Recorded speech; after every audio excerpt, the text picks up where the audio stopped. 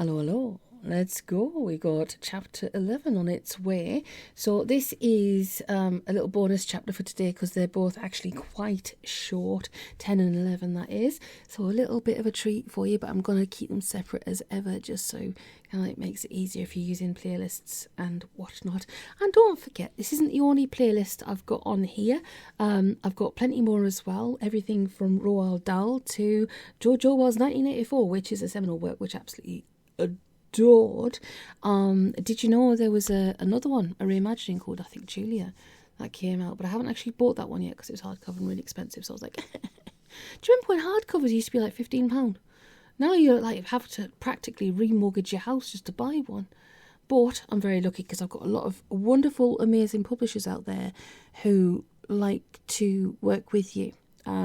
They've got PR boxes and they send out their books. You can do reviews and all that sort of thing. They're not asking for anything.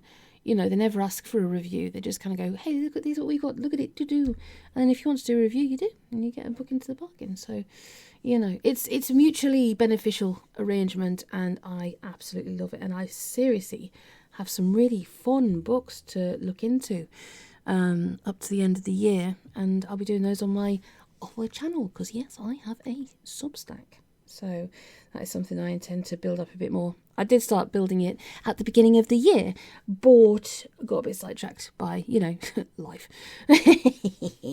Anyway, I'll stop a monotone drone because it's coming up to nearly 2 minutes, and we're going to get cracking with chapter 11 of Faust Among Equals by the famous wonderful Mr. Tom Holt. And as ever, if you can hit that notification bell, the like button, share and subscribe if you want to, that would be really awesome. Thank you. Kiss, kiss. Chapter 11. There's only one bar in Potter's Creek, population 53, but the awareness of its own monopoly hasn't let its enterprising and forward-thinking management to grow complacent. Nothing is too good for the customers, especially the beer, which wouldn't be too good for an elephant, let alone for a human being. And the proprietor is constantly striving to make such improvements as his means permit. Thus, last year, he put in chairs. This year, tables. Around the smaller of the two tables, a film crew sat, staring into the suds at the bottom of their glasses, trying to shame each other into getting in the next round. Reminds me of that time in Afghanistan, said the sound recordist. Yeah. Oh, that time last year in Ghana. That wasn't Ghana, that was Mozambique. Nah, interrupted the assistant cameraman. I'm not thinking of that time in Ghana. I'm thinking of that other time in Ghana. The sound recordist nodded. Yeah, he said, I was reminded of that too.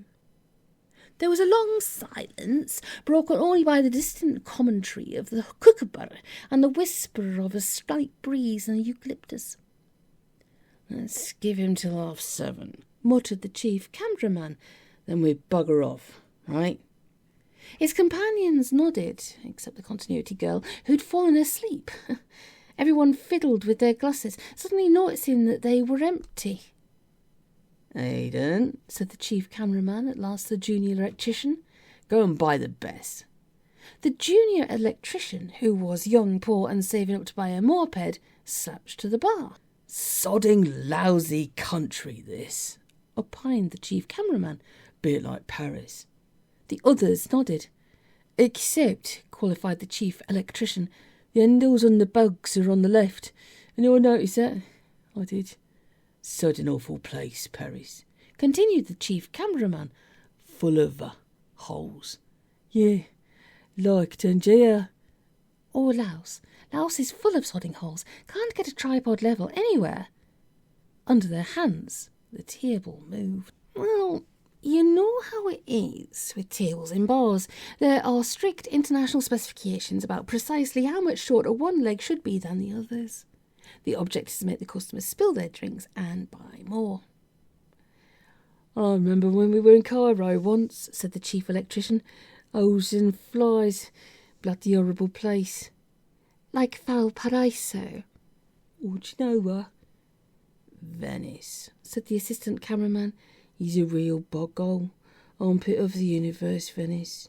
You want to film something, a building or something. You step back to get the bugger in the frame. Splash! Here, who's jogging the bloody table? Not me. Simultaneously, the film crew lifted their elbows. The table continued to move. Hey, remarked the chief electrician, breaking a nervous silence. This is like bloody Valparaiso. Yeah. Or Archangel. The table was balancing on 3 of its legs. With the foot of the 4th, it was pecking tentatively at the ground. Narrator's note, try saying, with the foot of the 4th. The amount of times I had to redo that freaking sentence. I digress. Onwards! Like a spider at its first day tap dancing lesson. The continuity girl woke up, blinked, and went back to sleep. Help. Did someone just say something? Inquired the sound recordist. Yeah. Oh, right. The table just said help. Listen, it's me, Danny Bennett. You've got to help me. The crew looked at each other. They were, after all, a film crew, and he was a producer. Had they thought of it, they might have quoted the line about the triumph of hope over experience. I'm dead. The sound recorders cleared his throat. Not a lot we can do about that, my son, he said. What you need is more like a priest or something. I was mad. It was a cover-up. The chief cameraman checked the movement of his glass to his lips and frowned. Jesus, he said.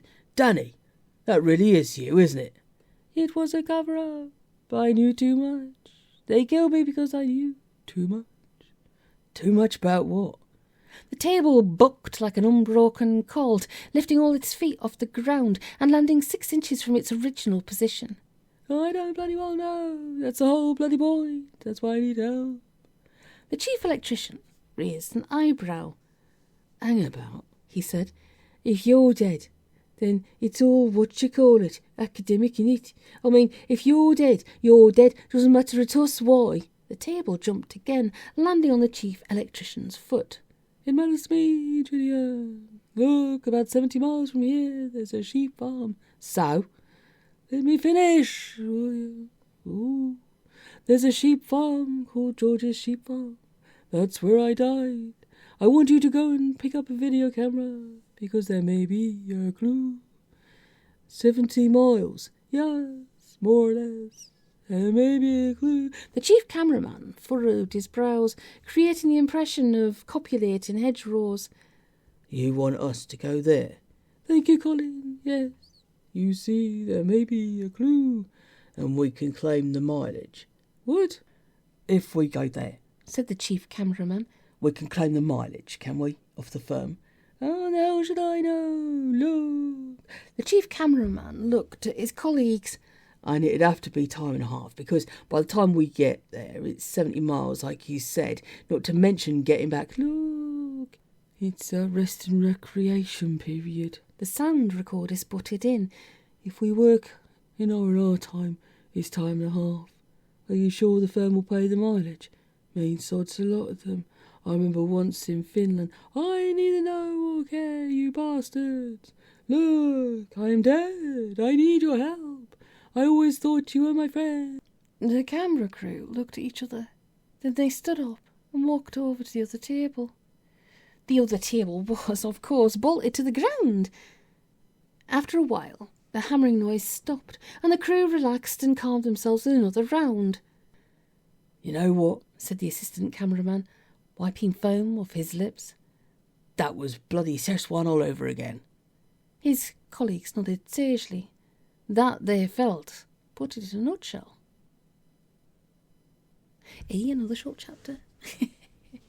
I'm definitely going to need a nap today, and as such, hopefully I'll be able to do another chapter later on. If I cannot, then I will have to wait a couple of days, because life is really hectic. But at least you got 2 going on, even though they are very short chapters. But still, I know you don't begrudge me any time at all, and I'm very grateful for that. I really, really am. I'm just, so much going on. Anyway, please drop me a line, let me know how you're doing. Stay safe, have a good couple of days. Have a good weekend if I don't speak to you beforehand. And yes, take it easy.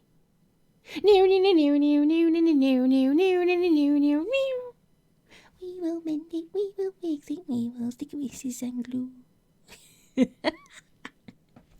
I'm so sorry.